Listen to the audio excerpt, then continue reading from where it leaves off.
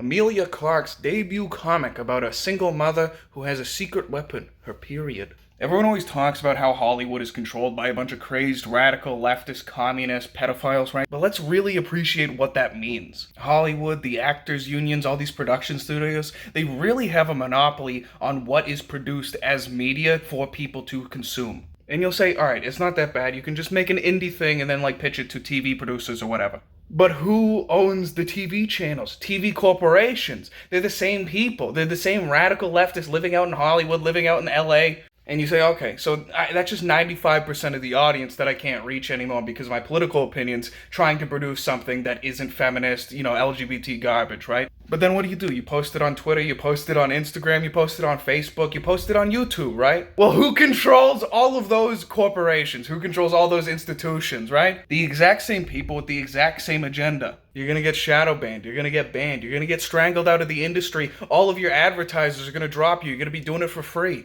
And all of these far-left controlled institutions are producing movies and media which goes to all of the people in the world. How they interact with and understand reality is being controlled by these people.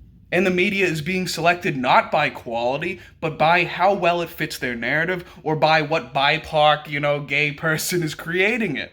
People don't recognize fully the absolute impact that the media has as a teaching device and as a controlling device. What other check do we have for the upcoming generation to understand the world, if not the media? What, school? Public school? Well, that's a controlled institution also. Your kids are going to go to public school and they're going to learn critical race theory, which rewrites and lies about history for the purpose of making them believe that white people are evil and everything bad that happened in all of history is the fault of white people, Western society, and Christendom. Getting groomed by a bunch of weirdos into LGBT trans history. If your kid ever has a depressed moment and goes to a school counselor to talk about it, they're going to recommend, hey bro, maybe you're transgender. I went to public school very recently, before all of this was in full swing. And what did I learn about philosophy? The most important study, how to think, how to be a human being, and to consider and ponder the world around you. I learned 3 things. I learned 1 quote from Socrates, 1 quote from Plato, and 1 quote from Aristotle, and I just had to remember which person said them. This is the pipeline that is being set up for children for the next generation, and we think that things are going to get better from here. We think that it's not a big deal, it's just sort of a funny thing to talk about. Kids are born, they go to school, and the only contemplation that they will ever have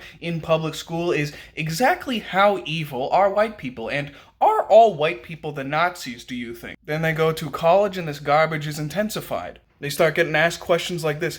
Perhaps, have you ever thought that whiteness itself was a parasite? By the way, the professor who wrote that, he's the chairperson for the APA Ethics Board.